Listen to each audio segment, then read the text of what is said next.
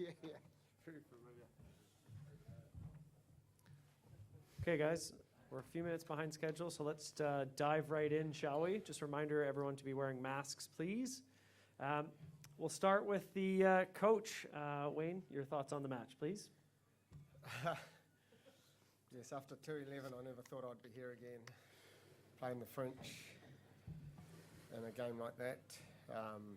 Wasn't too good on the ticker. I found it difficult the last few minutes. When Kennedy caught that ball, caught the kick that missed, I was yelling out, kick it, and I realised there was 10 seconds left, and she did the right thing. She didn't kick it. But no, it was, I've got to have a look at it, but I thought it was a great game of competitive rugby, great for the women's game. It was just outstanding. And Kennedy, yourself, thoughts on the win? We knew we needed to turn up physically. They're big athletes, so we were counting on our upfront tackles and line speed, and I think the girls just had a lot of heart in that one. Yeah. Okay, we're going to open it to the floor. Raise your hand. We'll bring the microphone over. Say your name and which publication you're with. Hey, it's Ollie here from News Hub. Wayne, congratulations. After you guys sort of fell behind early, what do you think the key was to overcoming that deficit and getting back in front? We've got a lot of heart in the team, a lot of courage to keep playing. I knew we would keep playing. Probably got us in trouble a wee bit at the start, but it also got us out of trouble. So, yeah, the girls have a huge attacking attitude, and it's not always the right thing to do, but it dug us out of a hole today, and our defence was out of this world, I thought. But that's as good, as well organised team as I've played against, as I've coached against France, particularly defensively. Just outstanding the way they are able to spread so quickly. The backfield pretty well covered. It was a real challenge. What was going through your mind when they lined up that penalty with time almost up? Well, it's a wee way out, and there's a lot of pressure on. So I probably thought, it'll go over. My coach next to me, he'd given up. He thought it was gone. Which one was that? Wes. It was. It's just My heart's still pumping. Kennedy, just for you, what does it mean to you to be part of this team and to have booked your spot in a World Cup final at home? Oh, it's a huge honour. It's like I said before, it's a special group. Everyone's just wholeheartedly got your back, and you don't feel like you can button off anywhere because you've still got girls in the backbone, as we call them, that are fighting for a jersey. So it's a competitive group, but at the same time, highly supportive. We're just each other's biggest fan.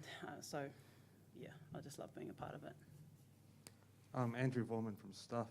Kennedy, what was going through your mind, sort of standing there right beside the post, knowing it was going to either go over or it was maybe coming to you?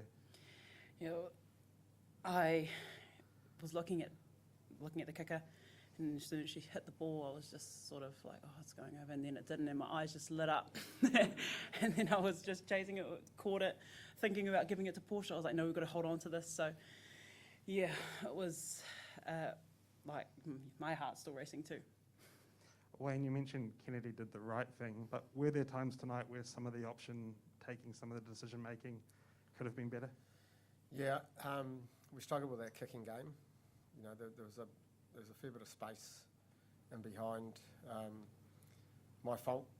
We've created such an attacking attitude that they don't want to kick. No one wants to kick in my team. So we've got a bit of work to do on that next week. Got to be smarter against England in the final. Wayne, on the first Sunday after the Australia match, you said England were the standard bearers. You said you weren't at their level. You've got 6 more days to go. Can you beat them next Saturday? Look, we knew that both France and England had been miles ahead of us. We've made up a bit of ground. Whether we can make up some more ground over 6 days, I'm sure we can. look, I don't really know what it'll look like. Just proud to be in there, and I know one thing about our girls, they've got heart, and we'll give it a crack. By the way, Joe from Stuff, what do you think got you over the line? Because it looked like in that first half that France were really dominating for long, long spells of that game. Yeah, we made a lot of mistakes early on, and it kept giving them possession in our half, which they used really well. As soon as you give them driving line-outs, you're in trouble. We've got another team next week that's going to be the same. So we weren't really accurate enough.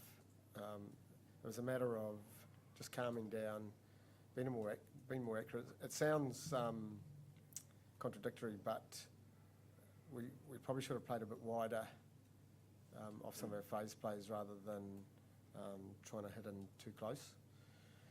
You need courage to do that, but we did it in the second half early on, and it got us into a good winning position. What did you think of those 2 yellow cards as well in the final quarter? One for yourself and obviously them too. Well, I thought the referee had a really good game, and so the touch judges and I think the whole group had a really good game. So there weren't that many penalties.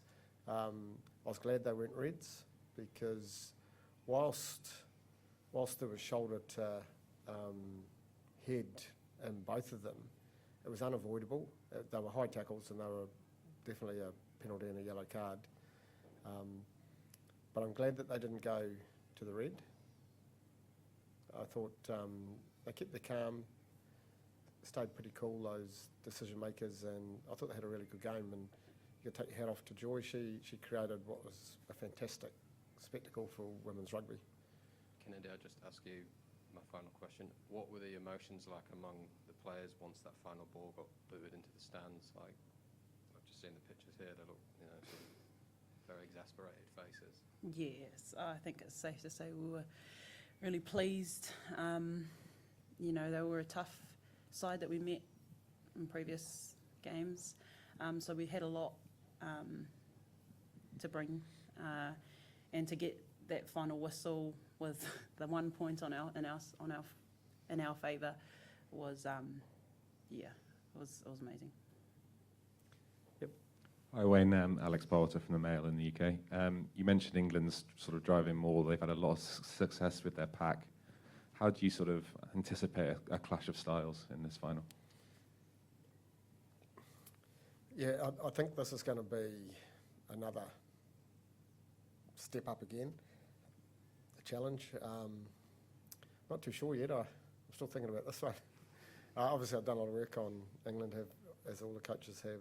They're pretty frightening, like they're so efficient in what they do. It's easy to say, don't give away scrums, don't give away penalties, don't give away lineouts, because all 3 or 2 of them, scrums and lineouts, lead to the third, which is penalties. So we're going to have to work out strategically how we're going to manage that.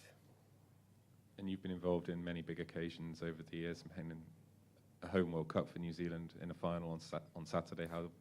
How big is that going to be, do you think? Yeah, I never thought I'd be here, so that makes it bigger. I never thought I'd sit through that again, so that makes it bigger.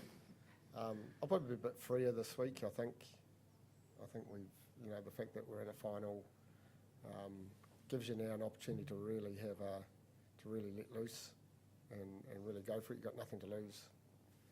We're underdogs. Never been in that position before, actually, other than with Crusaders, but with the All Blacks, never. So it'll be a new feeling for me, and I think we'll have a good week. We got time for one last question because the mix zone's opening shortly. Adam Julian from allblacks.com here. The substitutions at half time, were they premeditated or were they dictated by the circumstances of the game? Can you explain the thinking in introducing new players to the game? Yeah, a bit of both. So we've got 32 players in the team that are fit and well and good. So every selection meeting we have is a struggle because, they're so close to selection.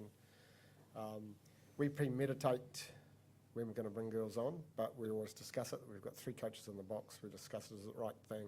Is it right to do it now? Do we stick to the plan? Yep, let's go. Bang.